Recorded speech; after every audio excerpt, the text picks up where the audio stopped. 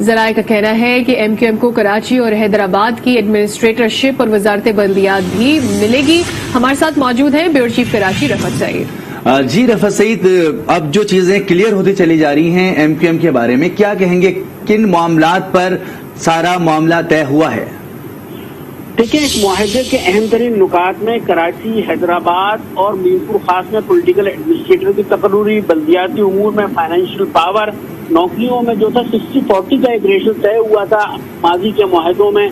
تو شہری علاقوں کے لیے اس پر عمل درآمد، کیونکہ اس میں ڈومیسائل سے متعلق جو شکایت آتی تھی اس کے لیے ایک کمیٹی قائم کر دی گئی ہے. پروونشل فائنینس کمیشن جو ہے اس کا معاملہ ہے، مردم شماری ہے، پولیٹیکل اسپیس ہے. یہ وہ بنیادی چیزیں ہیں جس کے متعلق اس معاہدے میں تحریر کیا گیا ہے اور اس کی توثیق کی گئی ہے، اور اس کے بعد ایک روایتی طور سے رابطہ کمیٹی سے اس کی توثیق کروائی جائے گی، ورنہ عمومی طور پہ یہ معاملہ معاہدہ طے پا چکا ہے. اس کے ساتھ ساتھ ایم کیو ایم نے نون لیگ سے بھی ایک معاہدہ کیا ہے، کیونکہ کراچی میں مسلم لیگ نون کا ایک بڑا ایک واضح حلقہ ہے جو پنجابی اسپیکنگ لوگ ہیں، اور اس کے علاوہ جو آئندہ بہت سارے معاملات کا تعلق وفاق سے ہوگا، تو ان کے ساتھ بھی ایک معاہدہ انہوں نے کیا ہے، اور اس کے بعد اس کا اعلان آج کیا جائے گا. اس کے ساتھ ساتھ جو ہے اس سارے معاملے میں آصف علی زرداری، جیسا میں گزشتہ کئی روز سے کہہ رہا ہوں کہ ماسٹر مائنڈ بھی وہی تھے، اس سارے منصوبے کا بلو پرنٹ بھی ان کے پاس تھا، اور وہ آہستہ آہستہ حکمت عملی کے تحت چل رہے تھے. جو پرویز الہی کے معاملے کے بعد انہوں نے ذرا سی اسپیڈ سلو کی تھی، اور اس کے بعد انہوں نے کل پھر واپس جو ہے اپنے پوری طرح سے فارم میں آئے اور انہوں نے ایم کیو ایم کو راضی کر لیا، کیونکہ ایم کیو ایم کے بہت سارے مسائل کا تعلق صوبائی حکومت سے ہے، اور ایم کیو ایم یہ بات بہت اچھی طرح جانتی ہے کہ اس کو اگر پولیٹیکل اسپیس مل سکتی ہے صوبے میں کام کرنے کی اور تمام چیزیں ملیں گی تو وہ اپنے کارکنوں کو مطمئن کر سکیں گے، اور وہ اس کا انتخاب انہوں نے کیا ہے. جی شوکت پراچا، آپ سمجھتے ہیں کہ یہ جو فیصلہ ایم کیو ایم کرنے جا رہی ہے، یہ فیصلہ ایم کیو ایم اور ان کے ووٹرز کے لیے بہتر فیصلہ ہوگا؟ یقیناً نظر ہمیں یہی آتا ہے، کیونکہ جتنے مسائل ہیں کراچی میں، حیدرآباد میں، سکھر میں، یا جس طرح ایم کیو ایم کہتی ہے کہ شہری سندھ کے لوگوں کے مسائل ہیں، وہ تو پیپل پارٹی ہی حل کر سکتی ہے. مثلاً کراچی میں ایڈمنسٹریشن کے مسائل ہیں، کراچی میں پانی کا مسئلہ ہے، کراچی میں یہ گاربیج والی باتیں ہم سنتے رہتے ہیں، ٹرانسپورٹ کا پرابلم ہے. اور دوسرا، جن براڈر مسائل کی وجہ سے ایم کیو ایم نے وفاقی حکومت کو جوائن کیا تھا، جس میں ان کے دفاتر کی بندش تھی، ان کے لوگوں کی رہائی تھی،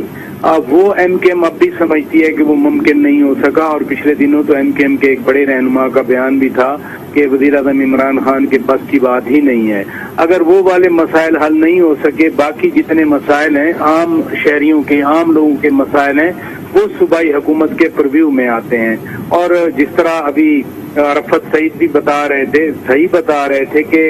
یہ دونوں جماعتیں اگر مل کر کام کریں تو کراچی، حیدرآباد، سکھر، میرپور خاص یا دیگر علاقوں کے بہت سارے مسائل جن کا براہ راست تعلق عام انسان کی زندگی سے ہے، وہ حل ہو سکتے ہیں. دوسری جو امپورٹنٹ بات ہے وہ ایک براڈر سینیریو کے حوالے سے بھی ہے. پرویز الہی کے جانے کے بعد، حالانکہ انہوں نے بھی دعائے خیر پڑھ لی تھی،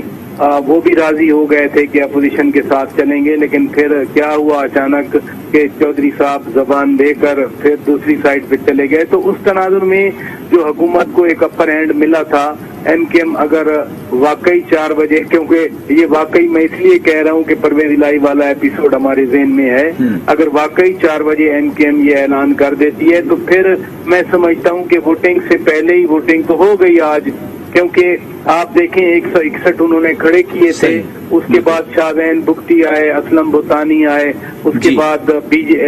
باپ والے، بلوچستان عوامی پارٹی والے آ گئے، اور سب سے بڑی اتحادی جماعت اگر آج بالکل سب سے بڑی اتحادی جماعت کا فیصلہ بھی ہونے جا رہا ہے. آسما، آپ کیا سمجھتی ہیں کہ بہت ساری چیزیں واضح ہو گئیں اور شوکت پراچا کہہ رہے ہیں کہ ووٹنگ سے پہلے ووٹنگ ہو گئی، لیکن وزیر اعظم پر امید ہیں، ابھی بھی رابطے جاری ہیں؟ جی آسما. فی الحال تو نظر نہیں آ رہی، لیکن ہو سکتا ہے ہم آخری وقت تک ہم امکان پہ ہی بات کر سکتے ہیں. دیکھیے، باپ پارٹی ان کے الائنس میں تھی، 4 لوگ باپ پارٹی کے، اور اس کے ساتھ ساتھ جو ہے وہ 7 ایم کیو ایم کے. اور جو پارٹی پوزیشن ہے بغیر اور شاہزین بگٹی جو ان کے ساتھ تھے وہ بھی طارق بشیر چیمہ اناؤنس کر چکے ہیں کہ وہ خلاف ووٹ دیں گے. اگر طارق بشیر چیمہ صاحب کو نکال بھی دیں تو شاہزین بگٹی کو اگر کرتے تو تقریباً 12 اراکین جس کی اکثریت تھی وہ تو ختم ہو چکی وزیر اعظم کے پاس, اور گنہرے فراکین کو آپ نکال بھی دیں, یعنی وہ لیجیٹیمیٹ الائنس جو کہ ان کے پاس تھا اس نے ہاتھ کھینچ لیے. تو سمجھ نہیں آتا کہ پرائم منسٹر اب کیا کس بات کا انتظار کر رہے ہیں. کانسٹیٹیوشنلی مورلی وہ اپنی اکثریت جو ہے وہ کھو چکے ہیں, ان کے پاس اکثریت موجود نہیں ہے. اور یہ بھی میں آپ کو اگر اس کے اوپر مزید بتا دوں بائیفیکیشن کر کے بھی تھوڑی سی پارٹی پوزیشن کے پی ٹی آئی کے اپنے 155 لوگ ہیں, پی ایم ایل کیو کے 4, جی ڈی اے کے 3, باپ کا 1 جو ابھی تک ان کے ساتھ ہے, زبیدہ جلال صاحبہ کا کہا جا رہا ہے کہ شاید وہ ابھی تک, اور عوامی مسلم لیگ جو کہ شیخ رشید صاحب کی ہے, اور یہ بنتے ہیں 164. اور اگر اپوزیشن کو دیکھیں تو 84 پی ایم ایل این کے ہیں, 56 جو ہے وہ پاکستان پیپلز پارٹی کے ہیں, ایم کیم کے 7, ایم ایم اے کے یعنی کہ جو جس میں کہ مذہبی جماعتیں ہیں اور جمعیت علماء اسلام ان کے 15,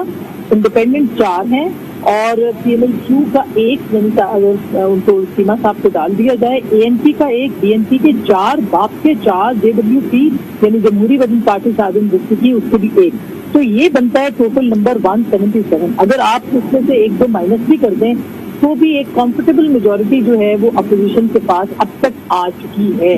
اور الائنس کے باہر نکلنے کے بعد تو ظاہر ہے کہ ایک بہت ہی واضح صورتحال جو ہے وہ سامنے آ گئی ہے, مگر لگتا ایسا ہی ہے کہ پرائم منسٹر جو ہے وہ ووٹ آف کانفیڈنس کا انتظار کریں گے اور وہ دیکھیں گے کہ کون ان کے ساتھ کھڑا ہے اور کون ان کے ساتھ نہیں کھڑا. اور اگر وہ ظاہر ہے اگر استعفیٰ نہیں دیتے تو یہ ان کو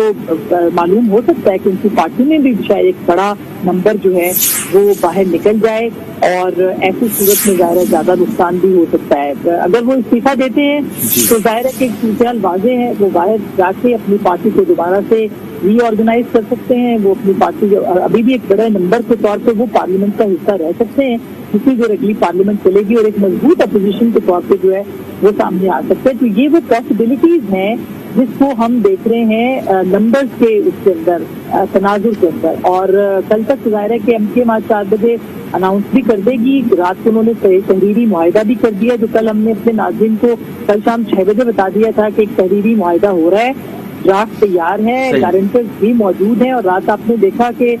2 بجے جو ہے وہ آصف زرداری صاحب بھی, شہباز شریف صاحب بھی, مولانا فضل الرحمان لاجز میں پہنچے اور ان کو جو ہے وہ انہوں نے ان کے ساتھ اگریمنٹ کیا. یہ بھی میں آپ کو خبر بتا دوں کہ ایم کے ایم کے ساتھ کچھ لوگوں نے ابھی رابطہ کیا ہے لیکن حکومت کی طرف سے, لیکن ایم کے ایم اس بات کے اوپر بہت سخت ناراض ہے کہ وزیر اعظم نے ایک مرتبہ بھی بعد میں بہادرآباد کے بعد ان کے پاس جانے کی کوشش خود نہیں کی. اور اس کے ساتھ ساتھ ظاہر ہے کہ سندھ کے حوالے سے اگر دیکھا جائے تو ان کا فیصلہ بھی جو ہے وہ پاکستان پیپلز پارٹی کے ساتھ. جی آسما, بہت شکریہ, بالکل تفصیل سے آپ نے چیزیں واضح کر دی ہیں, اور بہت شکریہ. شوکت پراچے بھی شریک تھے. رفعت سعید آپ کا بھی بہت شکریہ.